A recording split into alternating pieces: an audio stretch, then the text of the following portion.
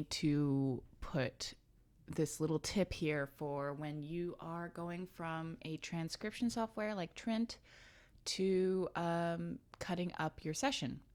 So this is the session I'm working on right now, and I have lots of bits from all over the place, and as you can see from my track list, I have a lot of them.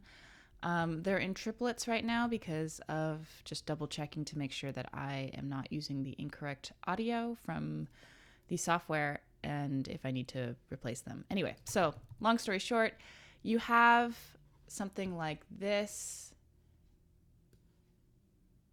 and you really want to use a section, and instead of having 3 more tracks where you have just like this whole litany of huge tracks with the ones that you cut up and the ones that you want to reference with time codes, what I do is I just leave it on the 2-hour mark, because your podcast isn't going to be longer than 2 hours unless you're Joe Rogan.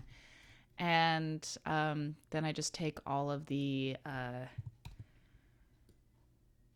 all of the files that I do, and I just line them up to 2, and then I can just cut from here. What I'll do is I'll just cut here like this, and then I'll actually Control C.